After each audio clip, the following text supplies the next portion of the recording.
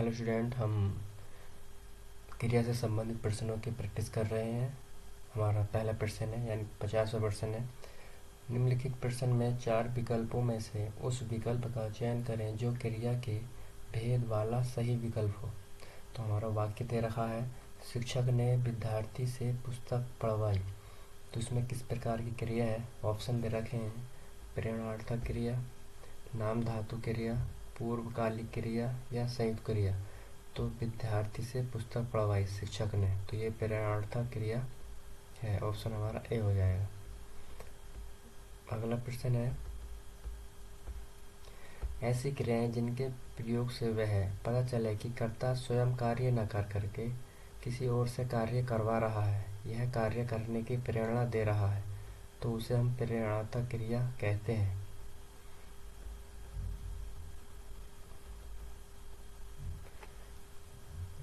अगला वाक्य है, प्रश्न है, मालिक नौकर से सफाई करवाता है। मालिक नौकर से सफाई करवाता है, इसमें कौन सी क्रिया है? संयुक्त क्रिया है।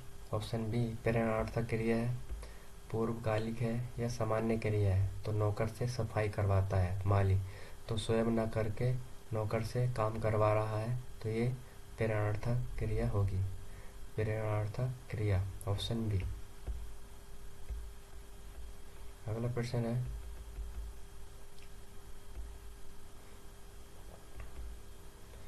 राम लक्ष्मण से पत्र लिखवाता है। इस वाक्य में क्रिया का कौन सा रूप है? राम लक्ष्मण से पत्र लिखवाता है, संयुक्त क्रिया, पूर्वकालिक क्रिया, अपूर्ण क्रिया या प्रेरणार्थक क्रिया। तो ये ऑप्शन डी हो जाएगा, प्रेरणार्थक क्रिया। राम लक्ष्मण से पत्र लिखवाता है, स्वयं न करके लक्ष्मण से काम करवा रहा है। अगला प्रश्न है, जिस क्रिया से इस बात का बोध होता है कि कर्ता स्वयं कार्य ना करके किसी दूसरे से कार्य करने के लिए प्रेरित करता है, वह प्रेरणार्थक क्रिया कहलाती है। जैसे लिखना, तो इसका ये क्रिया है और इसकी प्रेरणार्थक क्रिया होगी लिखाना या लिखवाना। खाना की प्रेरणार्थक क्रिया होगी लिखाना या लिखवाना। काटना की कटाना या कटवाना। अगला प्रश्न है, माँ ने पिताजी से सामान मंगवाया। यहाँ क्रिया का कौन सा रूप है? माँ ने पिताजी से सामान मंगवाया, तो अकर्मक क्रिया है, आज्ञार्थक क्रिया है, द्विकर्मक क्रिया है, ये प्रेरणार्थक क्रिया है। तो ये प्रेरणार्थक क्रिया है, ऑप्शन डी।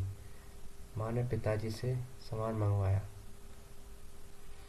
जब कर्ता स्वयं क्रिया का संपादन न करके किसी अन्य के द्वारा उसे पूर्ण कराता है, तो ऐसी क्रिया प्रेरणार्थक क्रिया कहलाते हैं। जैसे क्रिया के अंत में न और वाना प्रत्यय का प्रयोग करके इस क्रिया का निर्माण किया जाता है।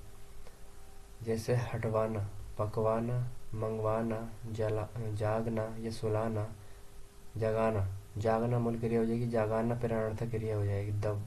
दबाना, लिखवाना, पढ़वाना, ये सभी प्रेरणार्थक क्रिया है। अगला प्रश्न है, प्रेरणार्थक क्रिया कौन सी है? तो ऑप्शन दे रखे इनमें प्रेरणार्थक क्रिया को पहचानना है। ऑप्शन ए गिरना, बोलना, सुनाना या कहना। तो ये ऑप्शन हमारा सी हो जाएगा। सुनना यहाँ पर होता तो मूल क्रिया हो जाती, लेकिन सुनाना, किसी दूसरे को सुना रहे हैं, तो यहाँ पर ऑप्शन सी हो जाएगा।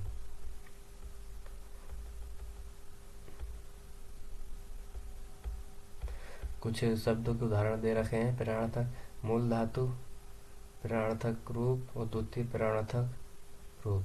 कर जो है मूल धातु है, इसमें ना प्रत्यय लगा करके करना या कराना। कराना प्रेरणार्थक प्रथम प्रेरणार्थक क्रिया है और करवाना द्वितीय। सुन से ना प्रत्यय लगाकर सुनना क्रिया बनेगी, जिसकी प्रथम प्रेरणार्थक क्रिया सुनाना होगी और द्वितीय प्रेरणार्थक क्रिया सुनवाना। खा में ना प्रत्यय लगाकर और खाना जो है क्रिया होगी और इसकी प्रथम प्रेरणार्थक क्रिया खिलाना होगी और द्वितीय प्रेरणार्थक क्रिया खिलवाना होगी। अगला प्रश्न है, यदि दौड़ना अकर्मक क्रिया है तो इसकी प्रेरणार्थक क्रिया क्या होगी? दौड़ना अकर्मक क्रिया है तो इसकी प्रेरणार्थक क्रिया कौन सी होगी? ऑप्शन ए दौड़वाना, ऑप्शन बी रुकना, ऑप्शन सी दौड़ाना या ऑप्शन डी दौड़। तो इसकी उचित ऑप्शन हमारा सी हो जाएगा, दौड़ाना। प्रथम प्रेरणार्थक क्रिया। और दौड़वाना ये द्वितीय प्रेरणार्थक क्रिया होगी।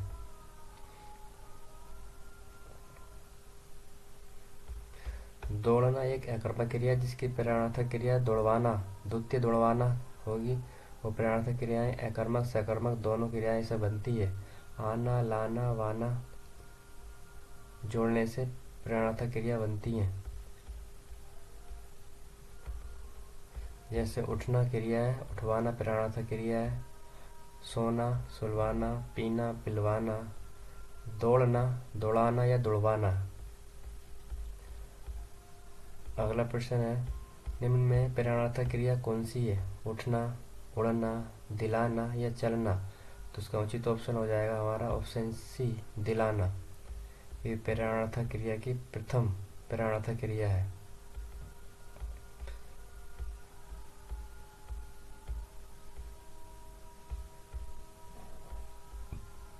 अगला प्रश्न है, यदि ओढ़ना अकर्मक क्रिया है तो इसकी प्रथम प्रेरणार्थक क्रिया क्या होगी? ऑप्शन ए ओढ़वाना, ऑप्शन बी उड़ाना, ऑप्शन सी ओढ़ या ऑप्शन डी उड़वाना। तो इसका उचित ऑप्शन हमारा ऑप्शन ए हो जाएगी उड़वाना। ये प्रेरणार्थक द्वितीय क्रिया है। अगला प्रश्न है, निम्न में प्रेरणार्थक क्रिया कौन सी है? तो उठना, चमकना, गिराना या देना।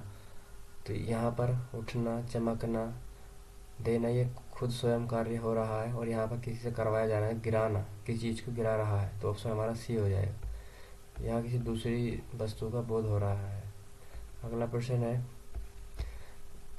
प्रेरणार्थक क्रिया सकर्मक अकर्मक दोनों में प्रयोग किया जाता है। आना जोड़ने में प्रथम प्रेरणार्थक क्रिया और बाना जोड़ने में द्वितीय प्रेरणार्थक क्रिया बनती है। जैसे कर से कराना प्रथम, करवाना द्वितीय प्रेरणार्थक क्रिया होती है। जागना मूल क्रिया का प्रथम प्रेरणार्थक रूप क्या होगा? जागना मूल रूप क्रिया का प्रथम प्रेरणार्थक क्रिया रूप क्या होगा? जगाना, जगवाना, जागवाना या जाग। तो जागना का हो जाएगा ऑप्शन हमारा बी, जगवाना।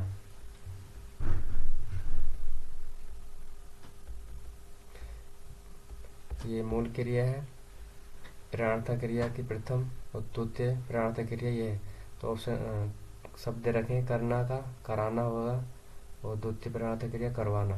दौड़ना का दौड़ाना दौड़वाना, जागना का जगाना या जागवाना, सोना का सुलाना या सुलवाना, पढ़ना का पढ़ाना या पढ़वाना। अगला प्रश्न है, पंडित जी हवन कराकर कथा कर रहे हैं, मैं करा कर में कौन सी क्रिया है? तो जहाँ पर एक काम पूरा करके तुरंत दूसरा काम शुरू हो जाए तो वहाँ पूर्वकालिक क्रिया होती है। तो पंडित जी हवन कराकर कथा करा रहे हैं, तो हवन हो गया है, अब कथा कर रहे हैं, मैं कौन सी क्रिया होगी? संयुक्त क्रिया, नाम धातु, मुख्य क्रिया, पूर्वकालिक क्रिया।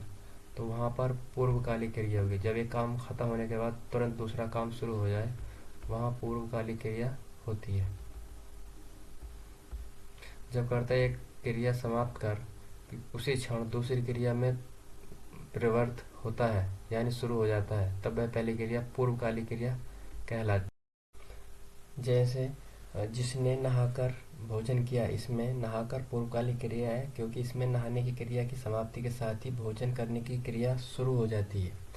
अगला प्रश्न है, चोर उठ भागा इस वाक्य में किस क्रिया का उदाहरण है? संयुक्त क्रिया, अकर्मक क्रिया, पूर्वकालिक क्रिया या प्रेरणार्थक क्रिया। तो चोर उठा और फिर भागा, तो यहाँ पर उठ कैसी क्रिया है? तो ये पूर्वकालिक क्रिया है। यहाँ पर दो क्रिया हो रही हैं, चोर उठा और फिर भागा। ये क्रिया समाप्त होते ही दूसरी क्रिया शुरू हो जाती है। अगला प्रश्न है, जब कर्ता एक काम समाप्त कर उसी क्षण दूसरी क्रिया में प्रवृत्त हो जाए या लग जाए तो उस पहली क्रिया को क्या कहते हैं? सहायक क्रिया, संयुक्त क्रिया, इनमें से कोई नहीं, या पूर्वकालिक क्रिया। तो ऑप्शन डी हो जाएगा पूर्वकालिक क्रिया। जब कर्ता एक काम समाप्त कर उसी क्षण दूसरी क्रिया में प्रवृत्त हो जाए तो उस पहली क्रिया को पूर्वकालिक क्रिया कहते हैं। वह पढ़कर सो गया, पढ़ा फिर सो गया। सीमा खेल कर थक गई, खेली फिर थक गई। अगला प्रश्न है, अब पढ़कर क्या होगा? इस वाक्य में कौन सी क्रिया है? प्रेरणार्थक है, संयुक्त है, पूर्वकालिक है या द्विकर्मक है? तो अब पढ़कर क्या होगा? और इसकी पहचान ये है कि पहले क्रिया में कर का प्रयोग जरूर होगा, कर शब्द का प्रयोग जरूर होगा, तो द्विकर्मक क्रिया है। खाकर, पीकर, कर हर शब्द में प्रयोग होगा अगर पूर्व वाली क्रिया का प्रयोग हुआ है। जैसे उसने नहाकर भोजन किया, इसमें नहाकर पूर्वकालिक क्रिया है क्योंकि इसमें नहाने की क्रिया समाप्त हो के साथ ही भोजन की क्रिया का बोध होता है। अगला प्रश्न है, उस विकल्प का चयन करें दिए गए वाक्य में क्रिया के भेद वाला सही विकल्प है। तो रोहन चाय पीकर बैठ गया, तो चाय पीकर ये कर फिर आ गया, तो यहाँ पर ऑप्शन हमारा सीधे से है पूर्वकालिक क्रिया। रोहन चाय पीकर बैठ गया। हथियाना चिकनाना किस प्रकार की क्रिया है? हथियाना चिकनाना किस प्रकार की क्रिया है? नाम धातु क्रिया है, प्रेरणार्थक क्रिया है, यौगिक है या संयुक्त क्रिया है? तो हाथ से हथियाना, चिकने से चिकनाना, इस तरह की जो क्रियाएं होती हैं वो नाम धातु क्रिया के अंतर्गत आती हैं। नाम धातु क्रिया संज्ञा सर्वनाम विशेषण से मिलकर बनने वाली क्रिया नाम धातु क्रिया कहलाती है। संज्ञा सर्वनाम और विशेषण से, हाथ से हथियाना, बात से बतियाना, चिकना से चिकनाना, केवल संज्ञा सर्वनाम विशेषण से ही बनेंगी। ये करने योग्य बात है। अगला प्रश्न है, निम्नलिखित में से नाम धातु क्रिया का प्रयोग किस विकल्प में हुआ है? ऑप्शन ए, माँ नौकरानी से बर्तन धुलवाती है। ऑप्शन बी, उसने मेरी सारी संपत्ति हथिया ली। ऑप्शन सी, मोर नाच रहा है। ऑप्शन डी, मैं कपड़े धोकर सोने लगा। तो मेरी सारी संपत्ति हथिया ली, तो हाथ से हथिया ली, हाथ से हथियाना हो गया, तो यहाँ पर नाम धातु क्रिया का प्रयोग हुआ है ऑप्शन बी में।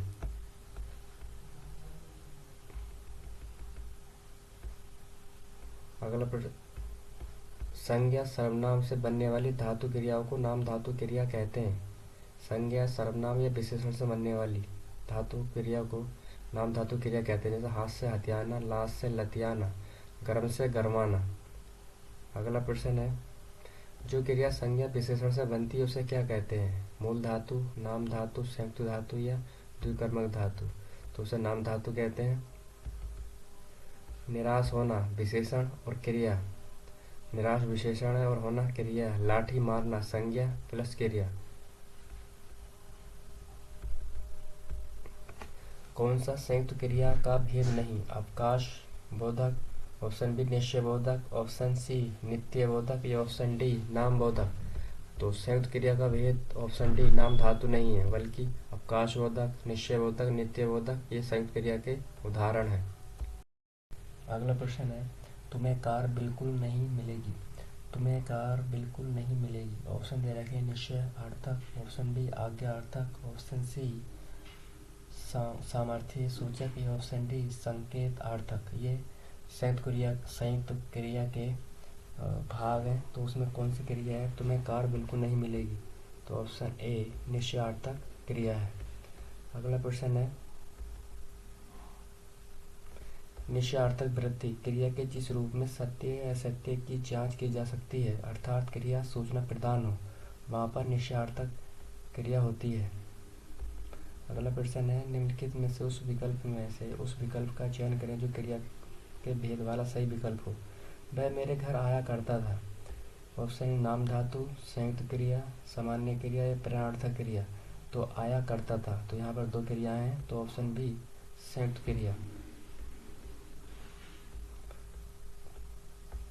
संयुक्त क्रिया, जब दो या दो से अधिक भिन्न अर्थ की क्रियाएं मिलकर किसी पूर्ण क्रिया को बनाती हैं तब उन्हें संयुक्त क्रिया कहते हैं।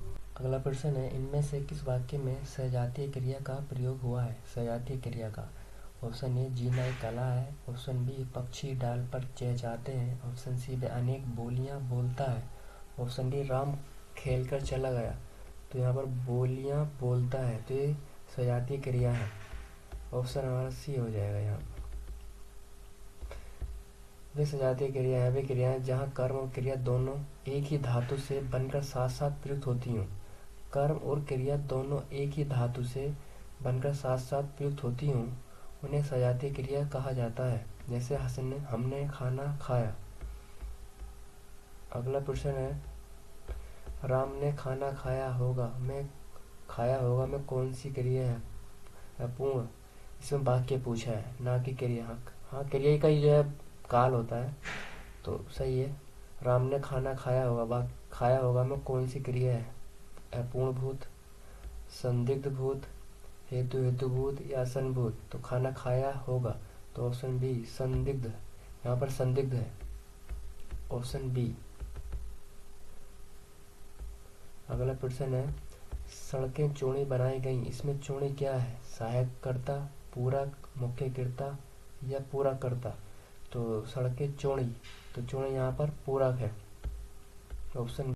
सड़कें चौड़ी बनाई गई, इस वाक्य में चौड़ी पूरक शब्द है। पूरक शब्द ऐसे शब्द हैं जो वाक्य में प्रयुक्त होकर वाक्य के अर्थ को पूर्णता प्रदान करते हैं। जिन शब्दों में से किसी कार्य का करना या होना व्यक्त हो उन्हें क्रिया कहते हैं, और इन्हीं को वाक्य में मुख्य क्रिया भी कहते हैं, जैसे रोना, खाना, पढ़ना। अगला प्रश्न है, दीपा लगातार पढ़ाई करती थी इसलिए कक्षा में प्रथम आई। दीपा लगातार पढ़ाई करती थी इसलिए कक्षा में प्रथम आई। ऑप्शन ए अभ्यास द्योतक पक्ष, ऑप्शन बी नित्य द्योतक पक्ष, ऑप्शन सी प्रगति द्योतक, ऑप्शन डी पूर्ण द्योतक। तो इसका उचित ऑप्शन है हमारा अभ्यास द्योतक। लगातार यानी अभ्यास कर रही थी इसलिए वो पास हो गई, प्रथम स्थान आया। में अभ्यास द्योतक पक्ष प्रस्तुत है। और क्रिया के जिस रूप में क्रिया व्यापार का बोध होता है उसे क्रिया का पक्ष कहते हैं। इस क्रिया व्यापार को दो दृष्टियों से परिभाषित किया जा सकता है। पहली दृष्टि में क्रिया की प्रक्रिया के आरंभ होने के काल के रूप में, दूसरी दृष्टि की क्रिया की प्रक्रिया की इकाई के रूप में। पहले प्रकार के अनुसार क्रिया के पक्ष को 4 वर्गों में वर्गीकृत किया है। प्रथम है आरंभ द्योतक पक्ष। इस पक्ष में क्रिया के आरंभ होने की स्थिति का बोध होता है, जैसे अब रवि घूमने लगा है। अब रवि घूमने लगा है तो यह आरंभ द्योतक पक्ष है। दूसरा है सात्य द्योतक पक्ष। इस पक्ष में क्रिया की प्रक्रिया की निरंतरता का बोध होता है, जैसे रमा कितना स्वादिष्ट भोजन पका रही है, तो इसमें कितना स्वादिष्ट भोजन पका रही है, तो सात्य द्योतक। अगला प्रश्न है प्रगति द्योतक। इसमें क्रिया की निरंतरता प्रगति का बोध होता है, जैसे अनीता प्रतिदिन बढ़ती जा रही है। अगला है पूर्ण द्योतक, पूर्णता द्योतक पक्ष। इस पक्ष के अंतर्गत क्रिया की पूर्ण समाप्ति का ज्ञान होता है, जैसे अब वह अब तक जा चुका होगा। अगला है नित्य बोधक। इस पक्ष के अंतर्गत क्रिया के आदंत का निश्चय नहीं हो पाता, अर्थात क्रिया सदैव एक समान बनी रहती है, जैसे सूर्य के बाद ही चंद्रमा का उदय होता है। अभ्यास द्योतक। इस पक्ष के अंतर्गत क्रिया के नैसर्गिक रूप से होने की सूचना प्राप्त होती है, जैसे दीपा लगातार पढ़ाई करती थी इसलिए कक्षा में प्रथम आई। अगला प्रश्न है जिन क्रियाओं से आज्ञा आदेश का बोध होता हो उसे कौन सी क्रिया कहते हैं? अपूर्ण, पूर्वकालिक, सजातीय या विधि। जिन क्रियाओं से आज्ञा आदेश का बोध होता हो उसे कौन सी क्रिया कहते हैं? तो ऑप्शन डी, उसे विधि क्रिया कहते हैं।